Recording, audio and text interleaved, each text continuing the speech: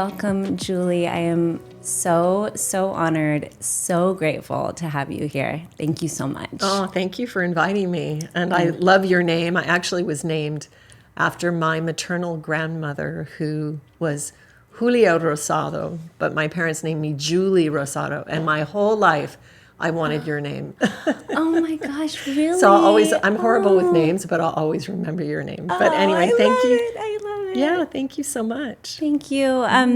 Like I said, I mean, we were talking before, there's so many questions that I have for you. You have been so influential in my life and in the lives of so many. I really am going to try to reel it in because I know we could go so many different directions. I want to start with gratitude. I love starting with gratitude. So can you share with us 3 things that you are grateful for right now? Yeah, and if you're open to it, I'd like to maybe open up a gratitude circle, maybe before we step in. Okay.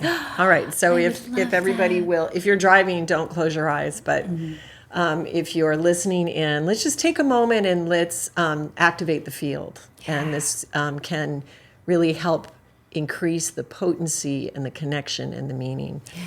So just feeling ourselves arriving at this point in time and starting to feel your breath as you're inhaling, maybe long, deep, fluid breaths through your nose, and then pausing in between and maybe exhaling, and just finding yourself focusing on that stream, that river of breath. And then with your will and your intention, let's all arrive here into the space, into this sacred podcast container. And I'm just going to ignite the field and invite all of the guides, the greater beings of everyone listening, of Julia, of Julie, myself, to be present with us for this exchange, and just asking for the highest divine transmission for each person in order of priority and manner that is appropriate for each of them. And so may we infuse this conversation with the deep gratitude of the beauty, the blessing, the privilege of what it means to be alive in a human body on planet Earth, the gratitude for the beautiful, beautiful beings of nature, our trees, our birds, our animals, our cows, and our beloved humanity, the beauty of humane life forms. We are deeply empathic, feeling, eternal time beings. And the third thing would be literally for the privilege of being able to remember our spiritual essence, that we are spiritual beings having a human experience, or more expanded, we are multidimensional beings having a simultaneous experience. And for this and so much more, we are deeply, deeply grateful. And so it is. Wow. That was so beautiful. That is actually something you said. This wasn't even my first question, but I want to start with this, which is why we're here, which feels like a very big question, but you've talked a lot about our souls coming here with a mission, especially right now, this time on this planet. And you've talked about, I think you're the only person I've heard really talk about these life forces that are against this, that we're pushing up against. And I would just love for you to expand on this and maybe, talk about why you think we chose to be here right now. Mm-hmm. Yeah, definitely. Yeah, sometimes hard to imagine how we would choose to be here or choose to experience some of the very horrific experiences that we participate in, we create, and we choose to come in to embody. Yeah. This is very difficult to intellectually quantify that or understand this. But what I would say is definitely those of us that are alive, that are still breathing, still standing, breathing, I would say that this is the moment that you took a human body for. Now, we've all lived many experiences of life. I've had a vast collection of experiences already, many, many, many things I've experienced. And yet it feels as if I'm home for the first time just now, like just recently. And, when you talk about that there are forces, that don't want this evolution to happen, don't want the reclamation of our world, years ago it would be, oh, you're a conspiracy theorist, or you're a downer, or you're so negative, or it's all love and light. You don't have to be a psychic to understand now that we are in a realm with some very constrictive forces. I would call them anti-life forces. So they're forces that discriminate, that prey upon, that murder, that kill, that siphon resources. And it's not just of humans, primarily of humans. I mean, that's one of the big agendas.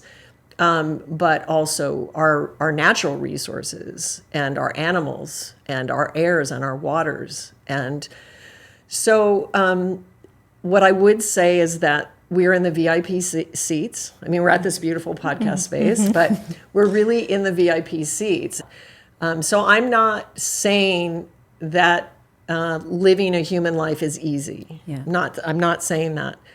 But what I do know is that there is a line of souls waiting to get in here, because this is a realm that is very unique. It has billions of life forms, and no planet and also universe has experienced an ascension or an ascension into greater awarenesses of life before. Like, this has never been done before. And so all eyes are upon us. And if you have a body, if you've been given the gift of breathing air, you are deeply blessed, deeply blessed. And you don't want to waste. You don't want to miss or waste this opportunity through, denial or, just not participating, I would say. Each one of us is completely unique. So there are billions of life forms, and none of us are the same. No one's coming to lead you. And if you don't fulfill Julia, if for some reason you don't fulfill what you came here to express, there's not another one of your kind coming behind you. When we've had the courage to look at ourselves, and when we've had the caring and the love to hold ourselves as our most precious child, then spontaneously, in our beingness of who we naturally are, we bless all creation. It sounds like for a lot of us, the mission is, though, for this self-actualization and for this connection to spirituality. So does that mean, and I think I heard you talk about this too, that if you do not have a spiritual connection, it's going to be difficult for you, or something like that.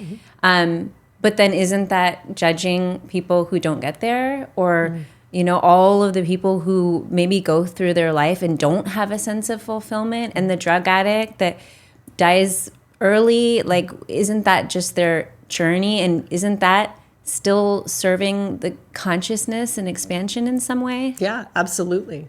Absolutely. I have no dominion or no opinion over anybody's choice of life experience. And if you want to be a drug addict and that's what you want, that's what you're exploring this lifetime, could be, just so profound. I'm just saying that in the human culture right now, this tendency of our patriarchal society to deny the feminine, to deny the magi, the unseen, the mysteries, the ritual, the nuances, is out of balance. And that is why we have these, this great polarity. And the feminine power was cut out of the spiritual history of our planet thousands of years ago. We could only vote like a minute ago. So we're in this illusion that there's this equality, but there's not. And there's been, an extreme violence against many peoples. Many peoples. And And so now this moment, this turn of the cycles of time, this is a moment when that time's up. Yeah. And so we're coming into that now. And, I'm experiencing it through different awarenesses of frequencies, different experiences of time. And, nobody can really say, there's a lot of people filming videos and everybody's like, something's happening. They're all kind of like saying the same thing, and then nobody, can say what it is because no one knows. It is a reclamation and a change into life affirming qualities. And that, some say that's a 600-year mission. Some say it's a 100,000-year mission. It's definitely, and then maybe it could be in one instant. So, it's important to understand that we're both significant and completely insignificant. Yeah. We We have a purpose and no purpose. Yeah. It's this dichotomy of both. There are two things that I wanted to ask you, and we're kind of touching on it, but I've been going down my own spiritual journey. And in fact, I started this podcast, I think it was a little superficial. I'm not going to lie. I thought I knew the ultimate life hack, which is manifestation. And I was like, I've used this in my life to just manifest all the things. The vision board has come to life, and my husband and my career and the house and the things. And I was like, I want to share about it. And what's ended up happening is it's been this spiritual journey where it's gone so much deeper because manifestation works, right? It is an incredible tool, and our minds are powerful. But I have so many questions now about the why. What is the purpose of all of it? And just going back to what we were saying, I think one of the things that is really hard for me to grasp, and I've tried, Julie, so many times, but it's this idea that in this realm, everything is happening at the same time. All of our lives, past, present, and future.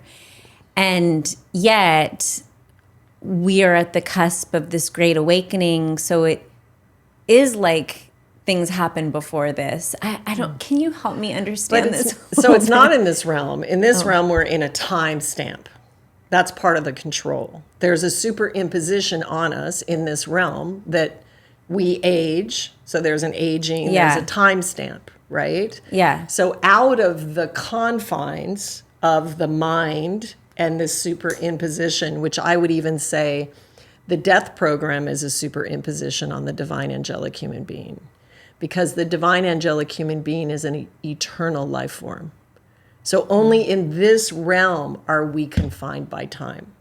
And maybe one just example that maybe the general sort of field might understand is when somebody dies and then you see them and they come to visit you, they don't come old. They never do. Or something. No, it's always like, and they were young. Like that's always the defining. It's so true. Right? So that's like just a little window. But and the other thing is, everything happening simultaneously is very much a mind, It's so trick. like our soul still coming back?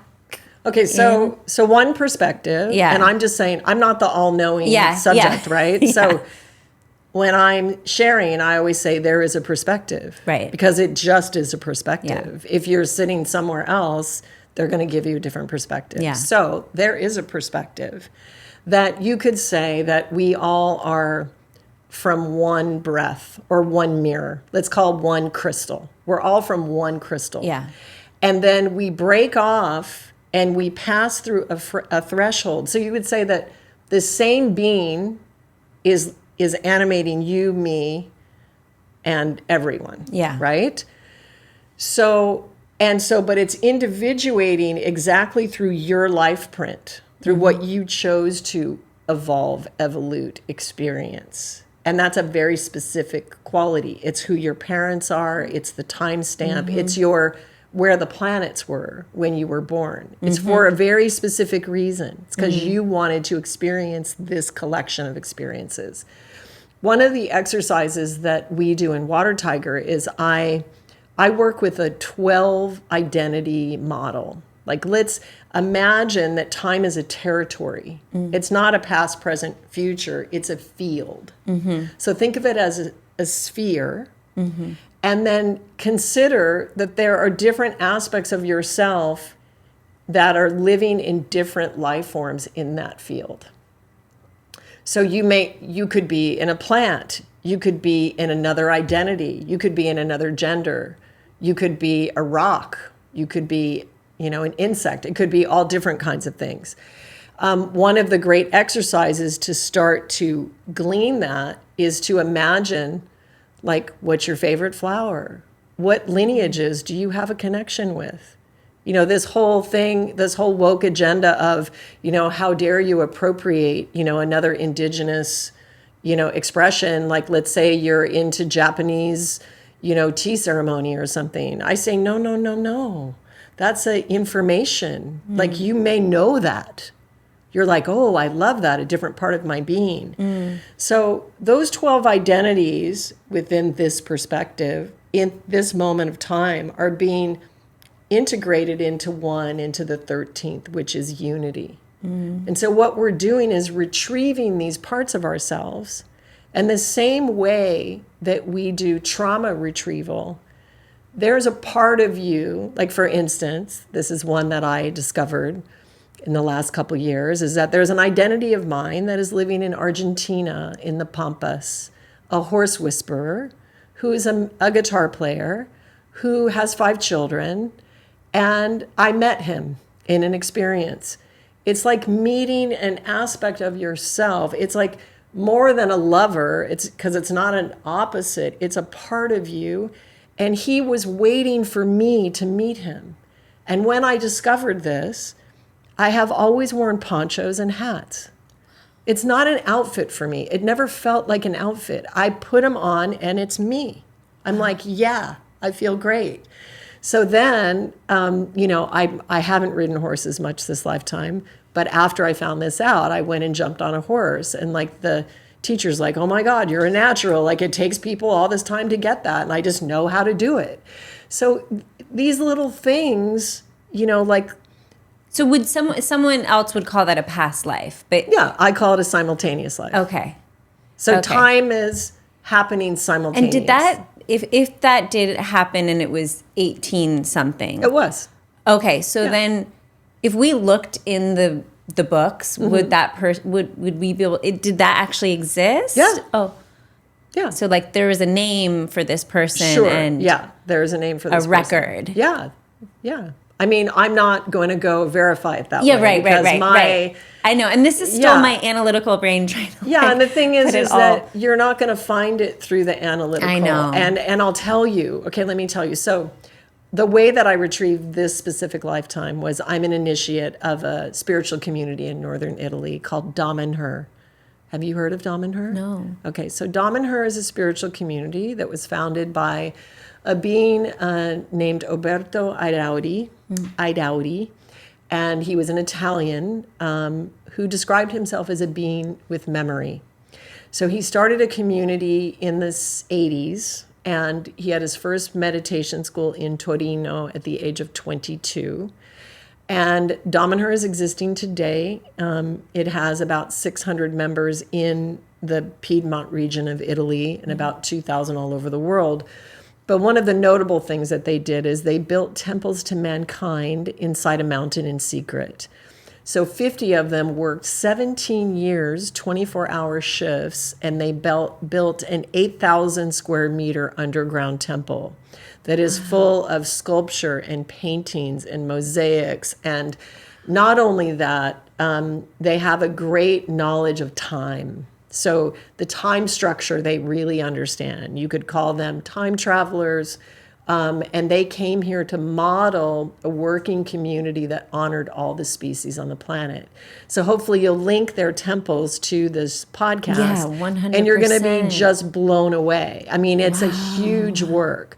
So why was I telling you this? What's your role in it? I'm an initiate. And what does that mean? I'm a spiritual sister of them. And so I went first in 2008 with one of my guides. And we did planetary grid work in all of the different temples at that time. And I would see some of them and it was like, oh, hey, how are you? The familiarity is crazy, but then this person spoke Italian and I spoke English. And I knew it wasn't my life to go move there or be a part of it, but I always spoke about it. I always wrote about it. So then when I was launching Shrimu, my plant-based cheese artisanal collection that I'm going to give you a taste of in a bit, yes. I went to Damanhur to get the spiritual support because I knew that this was a sacred mission. It was a mission of global awakening. And when I went back there, I just discovered that I had known them from another time. And so my memory returned. And the way that it comes, okay, so the reason I was telling you is one of the practices they have is this retrieval of past lives. So they have a group that has been doing this for 40 years, and they take your birth stamp and they go into the temples and they retrieve your 5 lifetimes that are the most important to what you're doing here. Yeah. Because, they're innumerable. It gets very big. It's not just 12 identities. It's not infinite, though. No, but I know from one of my sources, we just discovered that some of us are actually retrieving 1,728 identities right now. That's a little sort of description of the immensity of what we're doing as a collective. And sorry, really, I don't want to get this derailed, but some are new souls. Like some this is their first time here? Could be, definitely. Okay. Some are. Mm-hmm. Okay. Yeah, all over. I mean, it could populate from all over. Some are hybrids in a human body, not even human. It's like, even in the Vedas, they ask, how many planets of life are there? And the answer is innumerable. Yeah. I mean, we are idiots if we think we're the only ones. I mean, come on, people. Yeah. Like, you don't have to be a psychic. Yeah. Just like, yeah. So anyway, but going back to this, because I want to talk about the emotion. Yeah. Because this is how you're going to know. You're not going to think it through, and you're not going to prove it, and you're not going to run and get that. It's my problem, Get Julie. that newspaper. Well, because your mind will always doubt. I know. Your mind will always create. Yeah. But when it's an emotion, so for instance, I signed up for this past life course because it was being taught by this woman called Gadza. And Gadza is a lovely human being who's been with Falco for years and years. And I wanted to see her. I wanted to spend some time with her. I have done a lot of past life regression and wasn't really interested in it. I've had my phone. I'm like well acquainted with it. Mm-hmm. But I signed up. I was like, I'll sign up. So I signed up. And the class was going pretty slow, and I was annoyed in my personality. I'm like, I don't want to do that. Come on. I'm looking at my watch. I'm kind of like, I don't have a watch. I go like this. I have only this. I don't have a watch. Never had a watch. So I'm just like, thinking, I'm not enjoying this. Like, I think I'm going to leave. I think I'm going to quit early. I'm just not digging it. Yeah. So then there's this one part, which is the art part. So they ask you to have like different colors and some papers and whatever. So I literally go to the art part, I pump all these colors on, and I take both of my hands and I just smear the paint, and I do it this way. And all of a sudden the paint creates a beautiful brown color. Wash my hands, turn it around and show it to Gadza, and she goes, that's it, exactly. What I had done was create the side of a horse when you curry comb that horse. Oh, I just got goosebumps. Julie, this identity, I was leaving. Like, I was not buying in on any way, shape, or form. And when I found out the thing that really cemented it, and there was a huge emotion with it, it's the emotional resonance when you just start crying or it just comes out like that. There's no way I conjured that. Yeah. Everything in my being was working against conjuring. And it's the same when you're in a place and you're like, I don't know, there's something about this place that feels like home or feels like... Yeah, many things. It's the feeling. It's the feeling, and it's that emotion that comes out that you're like, oh, it's a verification. It's the validation. And, listen, at Damanhur, they are, they're spiritual researchers. So they've done... years of study and collaborations with plants and animals and time fields. And, I'm not a researcher. I'm like the mother artist. I'm just going to dance in and access it through, movement or something. But they're very, they have a lot of data to prove up. You could live lifetimes and never digest everything that Falco left. Wow. So this is so Dom and her. They have a university, and they teach a lot of these things, like time fields, and they are time travelers. They have traveled in time, and one of the sort of missions is that we are all contributing to create a life-affirming timeline for this realm, because there is a timeline for this realm that is not that good.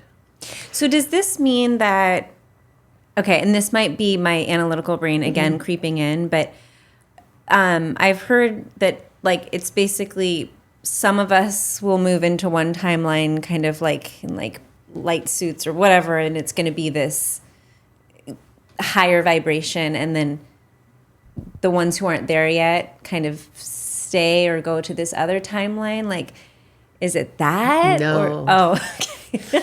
No, and careful with that too. Okay. Careful with that. Again, and that's why always the only answer that is relevant, the only perspective, Julia, that is relevant is your own. You came here to experience Julia as a life being. And so there is no us and them. There is no war of this side or the other side. Yeah. There's one. Yeah. And even in the darkness, in my perspective, it's one force. So there is no side of the good guys, the bad guys. It's one force that is manipulating. But why? Why? It's a really good question. Because of the magnificence of what it means to be a human being. If we only knew, if we only could remember. So really, this is about sovereign embodiment, understanding no one is going to give you the answer. No doctor, no teacher, no guru, not me, no priest, no ism, no religion. Yeah. You must find your own way, and make sure when you put your head down on the pillow that you lived your life, that you lived your life the way it is for you. So we don't need to know, and it's too vast. You're never going to know. The way through is in the present moment. The present moment, in the present moment, you will be guided, and you will be connected and led in what is in alignment for you. What is the right move? What is the right step? And it's about a feeling intelligence in the body. So it's about understanding this technology on the inside. This is a whole ecosystem, a whole universe unto yourself is inside this body. And if you have one, start developing that relationship with it. Yeah. Because, things are, it's very, very, I would say, extreme and intense. And though, what I do want to share is I come from the camp where my guides have been giving me bad news for 20 years. So this is not a surprise to me. I have seen the world in this reality for a very long time. What do you mean by guides giving me bad news? Basically talking about all the control, everything that's not what we think it is. And by guides, do you mean spirit guides or physical guides or both? Both. Okay. If we knew the level that we've been manipulated, it will be devastating to many. Devastating. So this play that we think we've been living in is not what we think it is. And this is starting to be revealed. It's already started to be revealed. Do you think we came here to remember? Of course. But Absolutely. then what's the point of the amnesia to begin with? Well, interesting, but there is a perspective that one of the qualities, the realm has been under control for thousands of years by anti-life forces. They've controlled the lines of incarnation.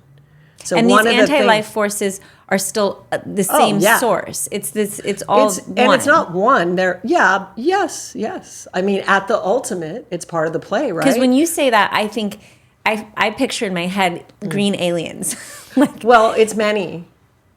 Some may be green. like not I don't liking know. I don't planet know. Earth. I don't know the greens, but there's many factions of alien But races. it's not beings that don't appreciate and love this planet. It's the game is being orchestrated off planet by huge factions of beings. okay. So it's not about Republican, Democrat. Right. It's way beyond that. Yeah. So, and it's been going on, like I said, for resources, for human DNA, for everything that is beautiful about a human life and about this beautiful realm and this earth that we love, that we are a part of.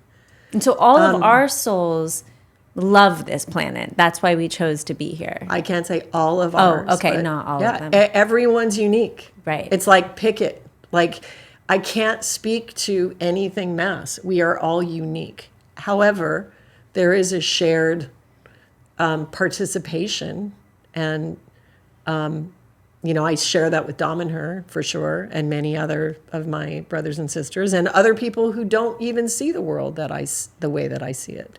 I had to sort of finally be okay with not being understood. I finally got there like last month. I was like, it is completely unreasonable of me to expect someone to understand me. I understand you. Oh, thank you. And it feels great. But I guess what I want to say is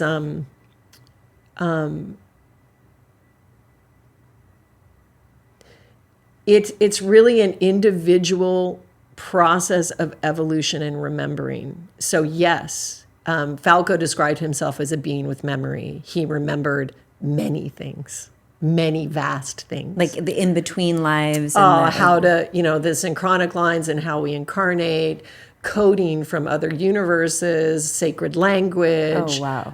How to time travel. He took actually members of Dom and her, and they traveled to other timelines. So it was a vast, vast thing. And, he was not a guru. He certainly was a being with memory, which created everything. But he wasn't into that at all. Like he didn't like that. He just, he was a philosopher and an artist. He made thousands of paintings that are actually activated portals. And he would say art is the greatest thing you could do for humanity. Mm-hmm. And it's important that we remember that, not art in a commerce sense, but if you're a being that has made contact with the greater part of yourself, creating art with that intention and bhava and feeling is the greatest thing you could do for humanity. I believe that. Right? I believe we're here to create. Yeah. Yeah. I want to ask you something. It's something that creates a little bit of guilt, I think, in me. And I want to start with saying, you said on a podcast or something that, people who have experienced a lot of trauma, that's a sign of a courageous heart. And I think that's so beautiful, and I love that, and I think that's so comforting in a way. But there's something in me that, like, I have not experienced a lot of trauma. Mm-hmm. And, of course, little traumas here and there, and I'm a human. But part of me feels guilty, or like, shouldn't I have experienced all that, especially if I have a platform and I want to help people so much, but then I'm like, I don't know. Do I need to experience more of that? Am I waiting for like another shoot? I don't want, anything really traumatic to happen. But then there's this part of me that does feel a little sense of guilt, like I should, or that's part of this soul's journey is to feel the blessings and the love, but also feel the other side. And I don't know. I would just love to hear your thoughts on this. Yeah, so nothing is by accident. Nothing is random. And anybody who's incarnated in any position of life, it is by design. And so there's no need for anybody to feel guilty about anything, because trust me, in the nature of the universe, you may not be able to remember it, but there's a very high likelihood that you have suffered immense trauma. And also, not everyone evolves through trauma. You don't have to. We can evolve through joy. It's not like, oh, you got to have a trauma story or you're not legit. Honor the life you're in, because you're exactly where you're supposed to be. And everyone listening to this, you are loved, celebrated exactly as you are right now. There is nothing you need to learn or grasp or achieve or get. Go out in the sun and receive the rays. It's it. So, and yeah, in trauma work, because there's a lot, and, I was talking with somebody yesterday, it's like the universe finds you. Like if it's not health, then it'll be death. If it's not death, it'll be illness. If it's not illness, it'll be financial collapse. If it's not, it'll find you. It's not like living a human life is a cakewalk for anyone, because we came here to evolve and we need the contrast of the other, right? If we didn't know what it was like to be heartbroken, how could we know what love felt like or what it feels like to be seen? So life will find you. And it will find you according to your evolutionary design, what you created for yourself at that level. And then you have a choice of who you become in the face of that event. I think this is and I want to eat this cheese because now I'm like getting hungry. But before we do, I would, a lot of listeners are drawn to this podcast because of this hope to manifest in their lives, to learn the tools and also learn how to just create a life that they love, and maybe it is the things too. And, not just the feeling, but also the experiences and all the luxuries of life and those types of things. And, we've talked a lot about the spiritual side, but I would also love to hear your thoughts on kind of the mindset and the things that we can do in this realm to find fulfillment and joy and all those things that we do really ultimately want. Beautiful. So this is one of my favorite subjects, manifestation. And I don't have one technique in my portal called manifestation. And the reason I don't is that I think it's a very immature kindergarten place that we begin when we're like, oh, I want a spiritual life because I want to get what I want. Yeah. So if I do that and I'm really nice, and I'm really clever, then I'm going to get what I want because I'm going to manifest it. And I'm going to be like the little engine that says, I think I can, I am, I'm getting there. And like, it's just not mature. Okay. So I call that the Derek Zoolander school of building the school for kids who can't read good. It's like, we think we have a nice idea. I have people come to me and they're like, Srimati, I want to help people. And I'm looking at them like with the guru saying, how can you help anyone? You're not even born yet. You are not embodied in who you are. I always say there's nothing more beautiful than a being that knows itself. There is no power greater than that. So my manifestation, the new manifestation. Okay, 2.0. It's alignment. Yeah. It has to do with alignment and coherence. Yeah. And we are not bargaining with the divine to get what we want because we are ants. And how could we know? I mean, ants are amazing. Ants are like incredible. Yeah. But how can we know? We can't know. We think we want the shiny red bike. We've got advertisements popping up everywhere. We're like, oh my God, that person's got a shiny red bike. I want a shiny red bike.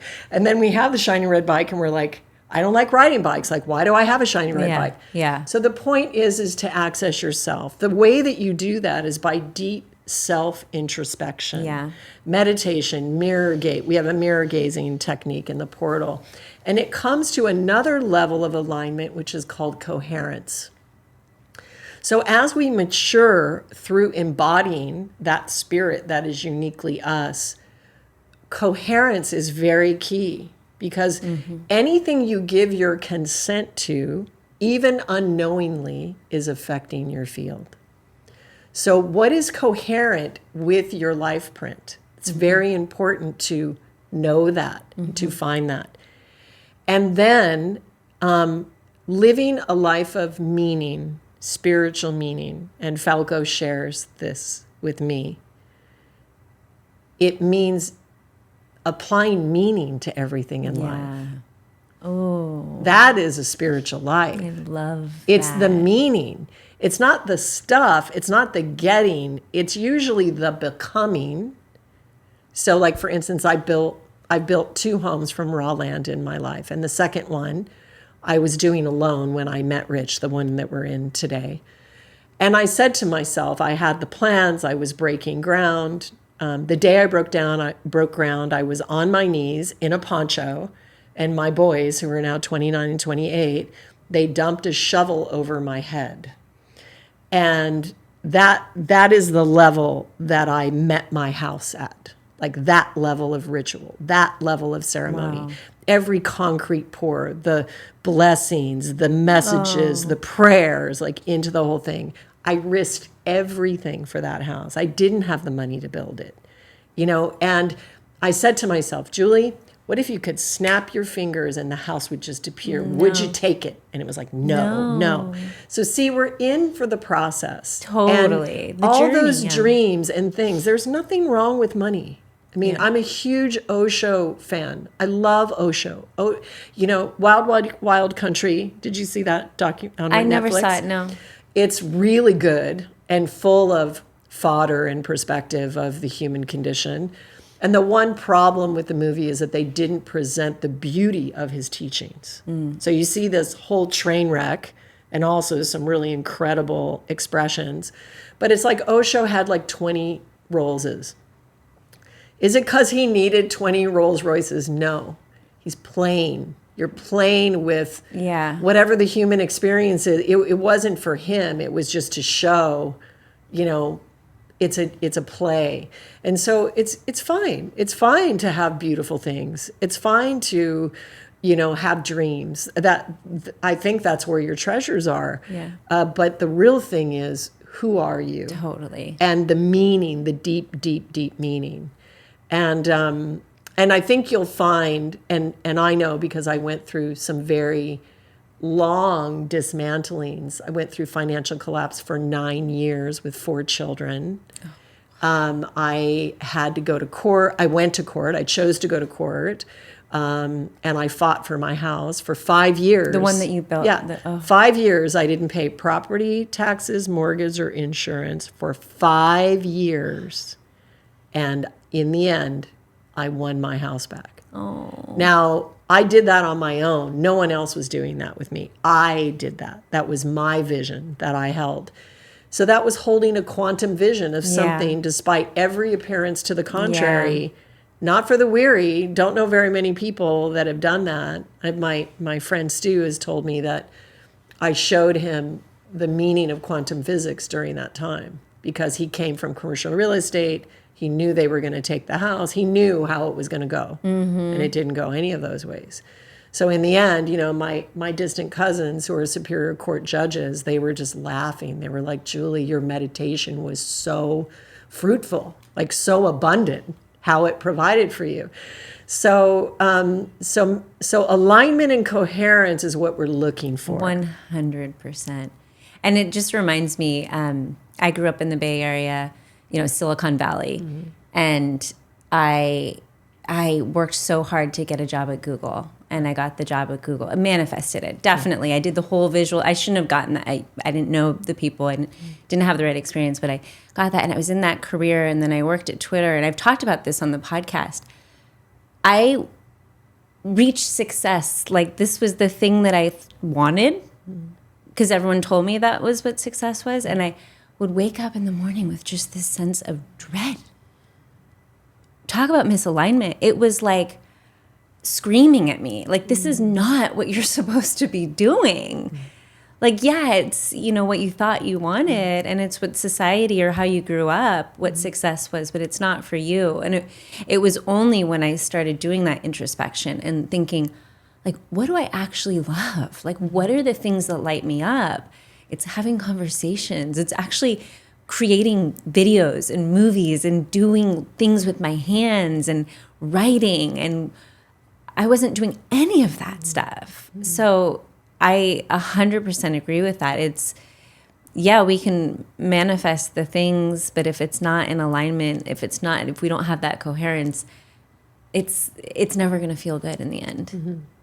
And it's, what are you doing? Why are you doing it? And is it in divine alignment?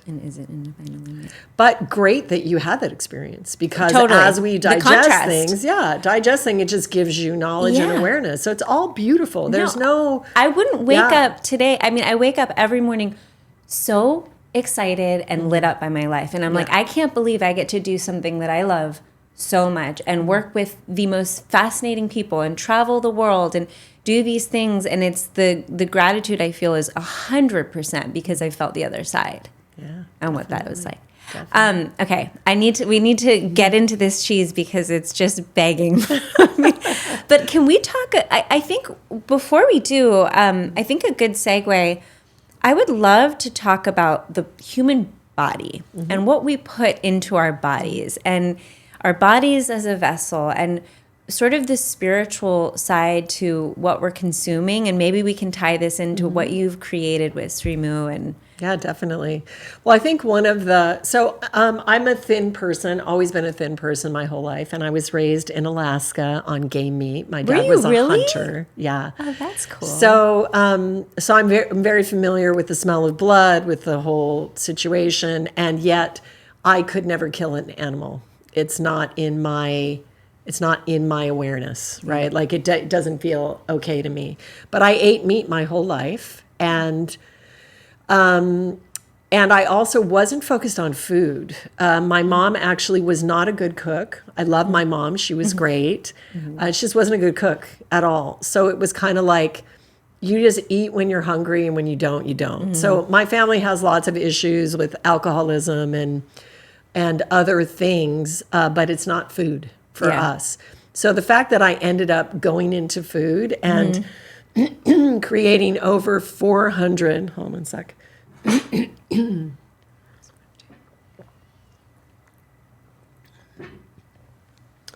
So I would say, I'm a life artist, and I did not have food on any of my vision boards, like none, not a one. But it was always easy for me. So it's like I could cook for 50 or for 2, never use a recipe, or maybe go, I think I attended one cooking class and they taught 5 recipes and I got like 100 ideas out of it. It's just, I'm always just creative in the moment. And so what happened is Rich Roll, my husband of over 23 years, he started doing double Ironman races. And actually, I need to sort of go before this because this is a story that doesn't get told, and it's key. So I developed a cyst in the front of my neck in 2008, a year after my youngest was born. And it just showed up like overnight. And I was kind of like, oh, my Adam's apple looks big. And it was literally the size of a golf ball. Oh my gosh. So I had it looked at and MRI'd, and it's a thyroglossal duct cyst. So it doesn't have to do with my thyroid at all. But it's an ailment that affects children between the ages of 8 and 12. And I was 46. Was I 46? Yeah, 46. So it was just this very weird thing. It was a timeline thing. It came when I was discovering my voice and I hadn't been singing. So it was this big blockage in my throat. Wow. And I had been practicing a lot of yoga. I'm a big devotee of yoga. I teach yoga, practice yoga. It's literally like those techniques are what have given me the presence and the awareness and the remembrance.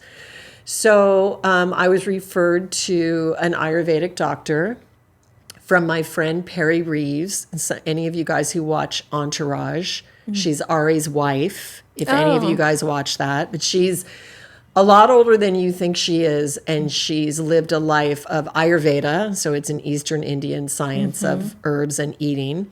So she referred me, and I went to this doctor and worked with him, and he basically wrote on one sheet of notebook paper in pencil my diet. And it was very specific, because in Ayurveda, a green grape has a different quality than a red grape. It's not just lettuce is okay. It's like, it's a very specific. So then he had jars of like different stuff, and he would give me these pouches of jars, and I would come home and Rich would say, what did he give you? And I was like, I have no idea, like this dirt, this whatever. They weren't packaged. And I would drink this concoction that tasted like sewage, dirt, sulfur every night. And then I would make this like paste and put it on my neck and wrap it in like, and then take like hot showers. And all of a sudden I started to get hundreds of zits on my face, just pus. I would just wipe it and all the fluid was just coming out. And my facialist was freaking out, and my mom was freaking out, and everybody was approaching Rich saying, when are you going to make her have the surgery and blah, blah. And I don't know why, but I just was like, I'm not having that surgery. And in about 3 months, the face cleared up and it started to go down. And I was like, I got it. Like, I'm gaining on this thing. And so this beautiful gift of life taught me about food as medicine in a very direct way that I wouldn't have had that experience, because if it was a weight thing, it was never going to be. So I learned a lot. I learned also about the schedule. So like, I was raised in business in the 80s and 90s, where it was like, if you get a job, you take it. And if somebody wants to work on Sunday, you're there. Like, it was, that was the ethos. And the doctor said to me, like, you know, he asked me, how stressful is your life? And I replied, how creative I was, and how many creative things I had going on. And he said, how many of your business clients are going to be in your hospital room when you get cancer? And I was like, none. And he taught me how to make a boundary. He taught me that I was making the boundaries for the universe. So suddenly I stopped taking toxic clients. Wow. Suddenly I stopped working on the weekends. Even he wasn't available after 5 p.m. I couldn't find him. He didn't care. So it gave me a really big redirect. And then that would lead to me deciding to support Rich. I was making music at the time with my kids. I'm also going into a music phase right now in a big way.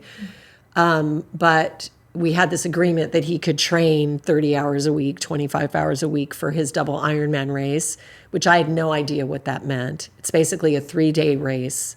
It's crazy. Finishes with a double marathon on the third day.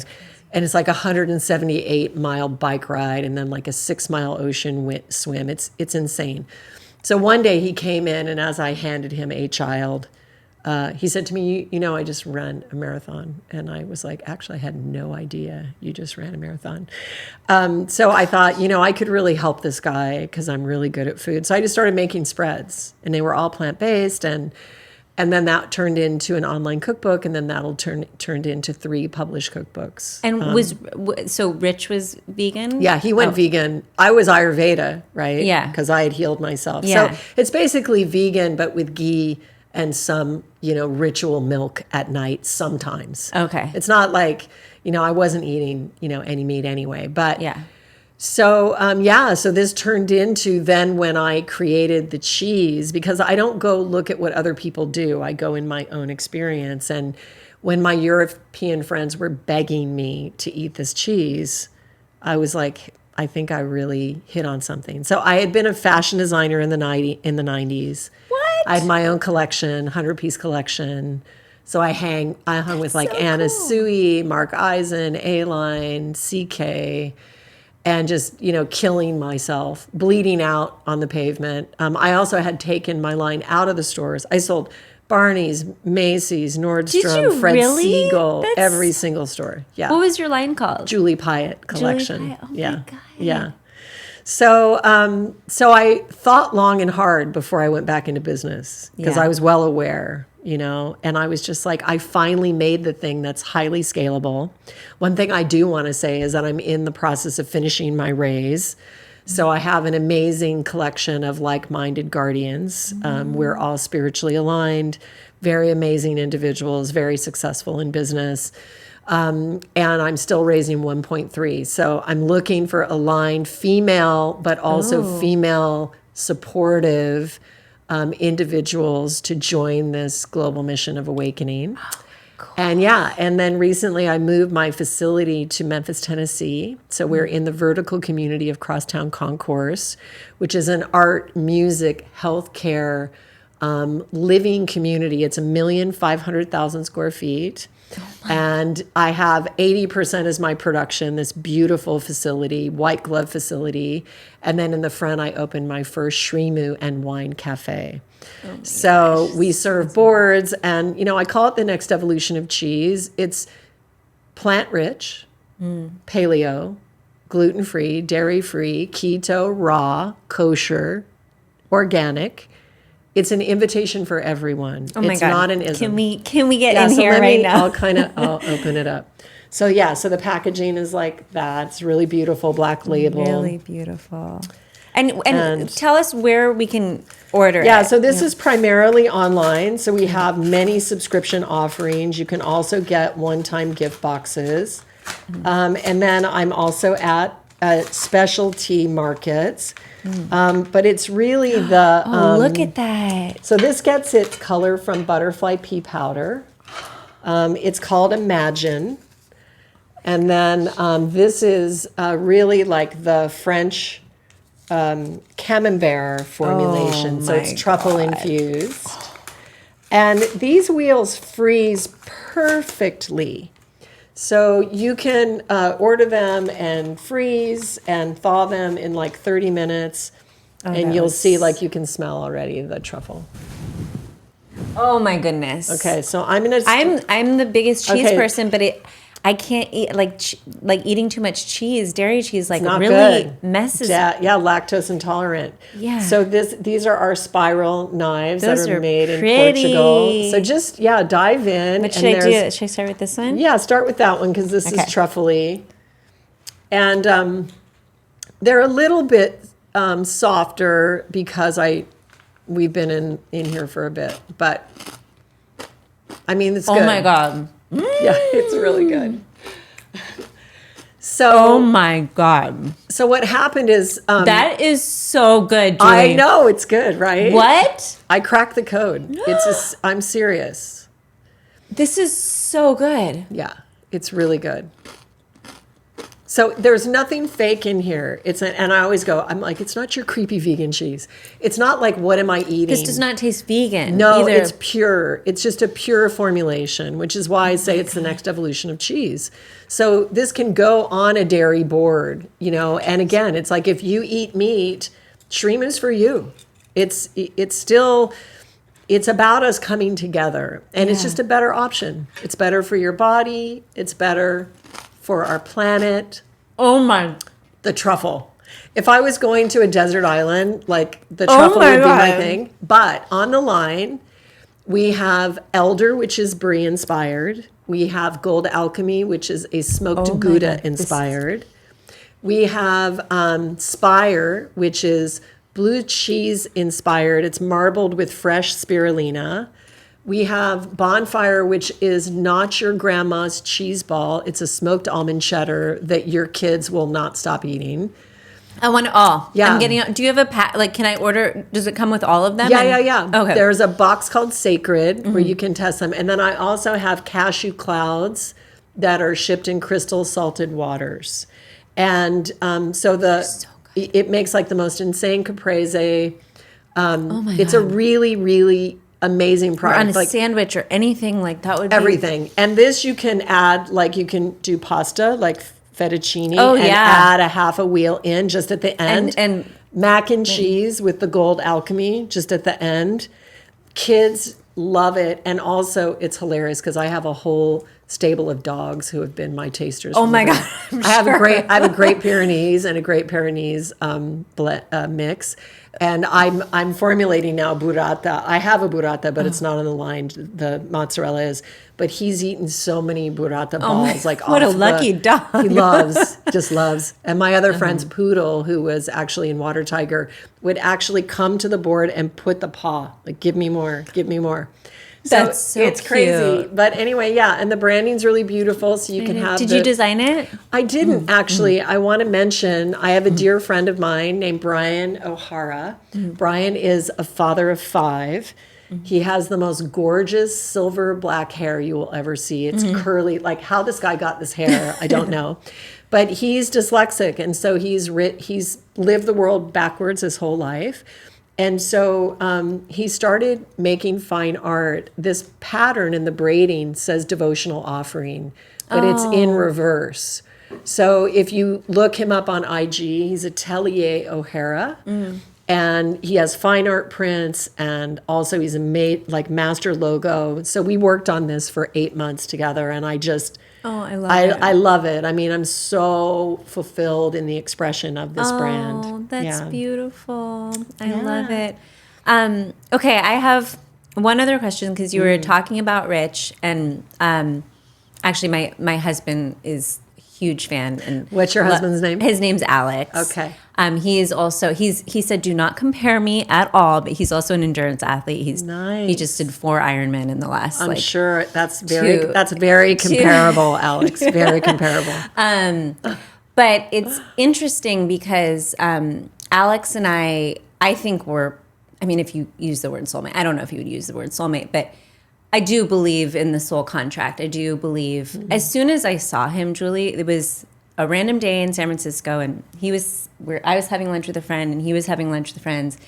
And we ended up, it was so serendipitous, but we brought our tables together, and I saw him, and it was home. Like we held hands, like within 10 minutes of meeting, and we've been together ever since. We're very different. He's science, he's, all the endurance athlete stuff. I'm spirituality and the podcast, but it really works. And one of the questions that I have a lot from my clients and also from listeners is, because they see our relationship and they see me talk about him. I love him so much, and he's like such an inspiration to me, but he's also my biggest support system, and I just love being in partnership with him. And I have a lot of people ask me, is Alex spiritual like you are? Does he do all the things? Like, is he a manifester? And I say, well, he has his own way of doing it. He prays, and he's so open, and we can have conversations, but I wouldn't say he's the same as me in the things we're really interested in. And I think the question that comes up a lot is, my partner is not there. Like, not spiritual. I'm going through this awakening, and I want someone to share this with. I want to change the way we're living our life. I'm, reconnected with my soul. I have these big questions, and my partner is not there. And I think for me, when I hear these questions, I know you can't just drag the partner over and be like, believe what I believe, But I would love to hear your thoughts. You've been with Rich for 23 years in partnership, just on this, like how, maybe the advice to someone who's navigating this, going through a spiritual awakening, this remembrance, and their partner isn't there. Mm-hmm. Yeah, definitely. Well, I think it's typical. I think it's a very common story. And I would say even if we call ourselves starseeds, let's say, we usually incarnate in a family of the other. We don't incarnate into a family of starseeds where they're all like, hi, Oh. It's like, because that's where the contrast is. That's where the evolution happens. So I would say almost 100%. I don't think I've ever met like a starseed or a spiritually embodied person who's like, I'm in my soul family. They're all like, I'm fish out of water. Like, I don't belong, right? Oh. And same thing as I said, that me understanding that it's unreasonable for me to expect anyone to understand me. Like, finally, maybe that's a thing of my personality. Like, I see people in their soul essence. So there's no block from me. Yeah. And then I'm always shocked when they're so afraid of me or don't get me. I'm always like, really? Like, but I see you, Yeah. So the one thing that I would say is, for Rich and for me, just speaking to my own experience, is it's the friction of the opposite that created the alchemy, that created the energetic imprint that activated so many people. Because if we were just the same person, we'd probably just be up in the mountain. Like if I was just with the male part of me, I'd just be up in the mountain and I would never talk to anyone. Yeah. So, that opposite friction creates a substance that can be made into something. That being said, not everyone that is in a relationship with someone who's not at their frequency is in alignment.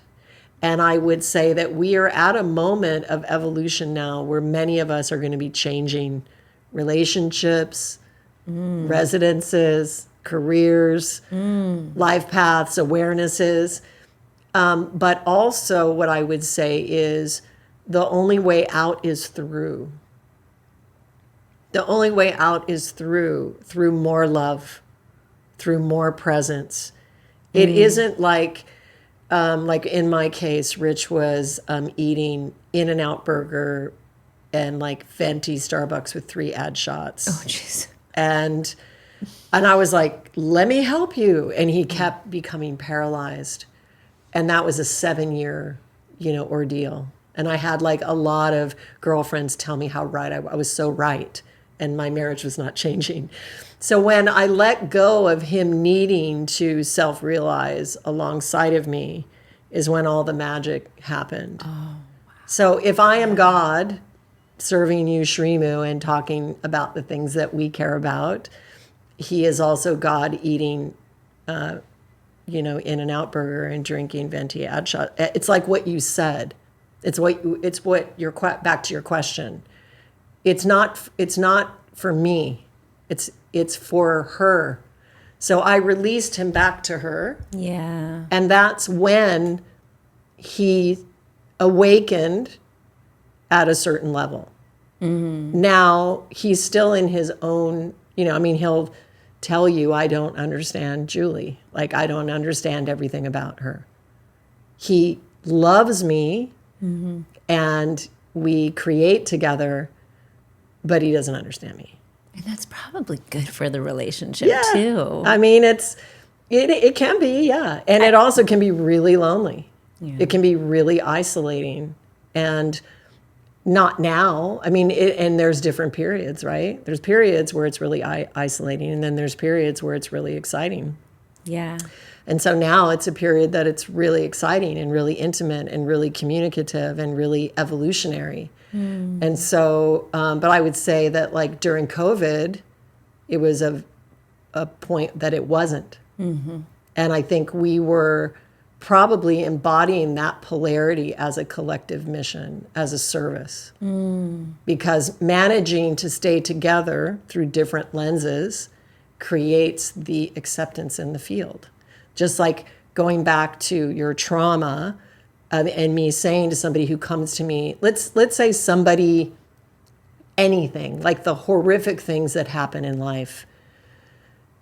Let's use sexual violation, okay? Because that's probably the most common violation. Yeah. And a certain percentage of us just don't talk about it. A small percentage don't experience it. A certain percentage don't talk about it. And then most of people, sadly, that goes on. So, but what if we turn it around? Like, what if we say, you loved humanity so deeply did you love your human family? You said, I will choose to experience that. So I will pass through that, clear it, and release it for me, for my lineage, and for all humanity. That's what happens when we work through trauma or face trauma or embody trauma and then diffuse it and release it. And so it's quite beautiful how we all are so connected. Yeah. And getting back to it, the answer, you're a mother of many children. I'm a mother of many children. And they go through different phases of different things. And the answer is always one answer, and that is more love. Yeah. That is the only answer. More love. Just more love. That's it. Because whatever will be, will be. Whatever will be, will be. And if the spaceship lands across the street and there's, aliens getting out of it, we have to be embodied inside our own hearts. Where are you going to run? Where are you going to, it's like, it's not going to be like that. You're going to be led in divine right alignment. And you have to understand that you have sovereign dominion over, at least to a certain extent, your choices, what you choose to experience. Like that no one outside of you has the dominion to direct you. You are an emanation of God consciousness. Well, and you definitely have the choice on how you make meaning from it. Definitely. And how you see it. Definitely. Oh, Julie, this has been I just want to just sit in this because it's been so powerful and so many things. How do people connect with you? We've talked about your membership. Can we explain a little bit more? Just how? Yeah, that'd be great. So Water Tiger is a way to know way. It's an online platform, a living sphere. Right now, I think there's over 55 techniques in the portal. So one of the things that I bring in my divine design is I have a lot of past life in mantra. So I have it shows in my Vedic chart. It's a bank of merit from chanting for so many lifetimes. So, and it's not just merit for me, it's merit for who I speak to or sing to. So some people, when they hear me talk or they hear me, they'll feel something. And that's just, it's no better, no worse than anyone else. It's just that one of the things that I do. So these techniques are created in that way, and you use them and stream them as they support you. And also lots of young mothers, they can be in your earbuds.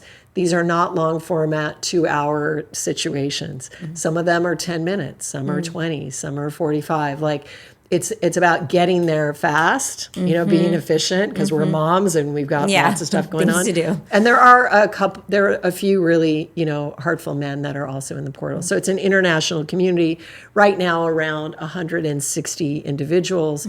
We don't really interact with each other except when I have group gatherings, which could be monthly. Is that in person or no, Zoom? on Zoom. Okay. The questions are deep. I mean, we're dealing with big life stuff, which is really, they're deeply meaningful. And because we share this energetic, we gain power or fortification from the others because we're like-minded. So I'll do stuff like I did at the opening of the podcast type of thing. Yeah. So that's $33 a month. We also, if you don't want to join per month, we have bundles like of trauma, embodiment, creative expansion, how to drop into the gap, like lots of things. And you can just purchase those bundles separately. So that's at juliepiatt.com or on my IG, Srimati. You can find your way there. And then, Shrimu Do Life. The IG is linked to Srimati as well. You can order at shrimu.com, SRIMU.com. We will ship anywhere in the U.S. or Canada. Amazing. And it's all packed in eco packaging. It's overnighted. We're in the hub of FedEx. So we get it to you really quickly. And it really is the next evolution of cheese. And we want to be connected. It's the community that I really care about. Yeah. So we have a membership we're going to be launching. We have a secret menu for subscribers. I've got a Stilton formulation that's been 6 weeks out of aging. I've got a pyramid butter that we're launching with that has olive oil and turmeric. Oh. It's so good. Oh my gosh. Then we also have a chocolate mousse dessert that I created for photographer and friend Maclay Harriet, who is the on-tour photographer for Portugal the Man. Oh, wow, cool. Yeah, and so it was his birthday, and I formulated this cake, and it's award-winning. It's like a chocolate mousse with cinnamon and cayenne. So anyway, we have a lot of really exciting things, and we would love to be connected with you. So subscribe. I'll put all of that in the show notes. Great. Julie, can we end with some kind of prayer intention? Definitely. And okay. I did want to offer this because this is new in the field, and I think it's profound. It's been profound for me, and that is let's just gather together as we allow our eyes to close, and let's take our awareness into the heart where you first feel, and let's go ahead and start to feel our stories of trauma just start to drop. So you might feel them as items of clothing or sides of like a building facade just starting to crumble and fall off of you. So for many years, for thousands of lifetimes, and certainly this lifetime, we've been carrying these stories of trauma. And what I want to propose to you is that whoever were the people who were your human parents are not your cosmic parents. They are humans, and very much to be respected and revered for the roles that they played in your life and the care that they gave you, although imperfect or, if it wasn't the best experience. But I want you to shift your awareness above and behind the crown of your head. And I want you to feel a force of the presence of your cosmic mother coming in on your left side. And I want you to feel this presence step into position on your left side and feel and notice what the color and the frequency and the vibration and even the temperature is of her energy field. And then let's go ahead and welcome our cosmic father stepping in on the right side. In same way, I want you to feel what are the qualities of that energy. What are the vibration, the color, the temperature? What are the qualities of that energy? And I want you to see a pyramid forming with the two of them as the base and the point coming up over your head. And then you're going to see a second pyramid actually pointing downward, intersecting. So the upward facing pyramid is going to fuse with a downward facing pyramid. And you're at the center. And this is your Merkaba vehicle, or your vehicle of travel. And I want you to start to explore the stability of the presence of your true parents. Understanding that with them, unified with you in this energetic, there is nothing that you need outside of yourself. You can feel the stability. If you were more feminine oriented and kind of missing this stability in the masculine, you can feel that stability just come in.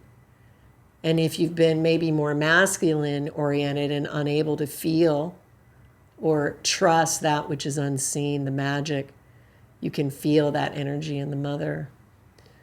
And I want everyone to know that there is a perspective from my guides and teachers that the field around the earth, the reconnection, the reclamation, and the restitution that is happening is triumphant, victorious, and celebratory. For the first time in thousands of years, we are reclaiming this beloved realm that we love so deeply.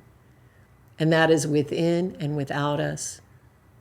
And so know that there are legions of life forms, future aspects of ourselves, that are working for a more beautiful world that we seek to co-create together.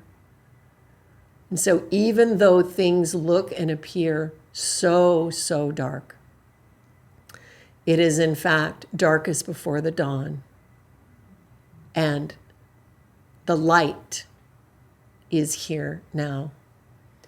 We are the light of 10,000 suns. We are the light. We are the eternal light. Remember who you are. And so it is.